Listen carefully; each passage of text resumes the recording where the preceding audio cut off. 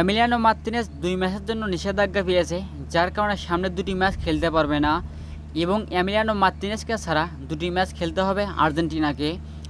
তো এখন প্রশ্ন হচ্ছে, যেহেতু এমিলিয়ানো মার্তিনেজ ডাক পাচ্ছে না সামনের 2 ম্যাচের স্কোরে, তাই তার পজিশনে আরেকজন গোলকিপার কে ডাক পাবে, এ বিষয়টি নিয়ে আজকের ভিডিওতে আলোচনা করার চেষ্টা করব। দেখুন, এমিলিয়ানো মার্তিনেজ 2 ম্যাচের জন্য নিষেধাজ্ঞা পেয়েছে, যার কারণে তিনি ডাক পাচ্ছে না। তাই তার পজিশনে যে কোনো একজন গোলকিপারকে আর্জেন্টাইন কোচ লিওনেল স্ক্যালোনিকে সিলেক্ট করতে হবে।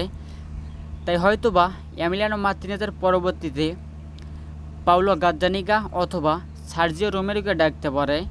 এ বিষয়টি কিন্তু অনেক গণমাধ্যমগুলো জানাচ্ছে। সার্জিও রোমেরো এবং পাউলো গাজ্জানিগার মধ্য থেকে যে কোনো একজন ডাক পেতে পারে। পাউলো গাজ্জানিগা বর্তমানে জিরোনাতে খেলে থাকে এবং তিনি কিন্তু গত সিজনে দুর্দান্ত খেলেছিল। দুর্দান্ত খেলার পরও অভিজ্ঞ গোলকিপার থাকার কারণে আর্জেন্টিনার স্কোয়াডে তিনি ডাক পাননি। যেহেতু অভিজ্ঞ গোলকিপার এবার বাদ পড়েছে নিষেধাজ্ঞার কারণে, তাই তার পজিশনে হয়তোবা পাউলো গাজ্জানিগা প্রথম বিবেচনায় থাকবে এবং দ্বিতীয় বিবেচনায় সার্জিও রোমেরোকে রাখতে পারে আর্জেন্টাইন কোচ লিওনেল স্ক্যালোনি। এবং তিনি যদি মনে করে ঘরোয়া লিগ থেকে কোনো গোলকিপারকে ডাকবে, তাহলে হয়তোবা সার্জিও রোমেরো ডাক পেতে পারে।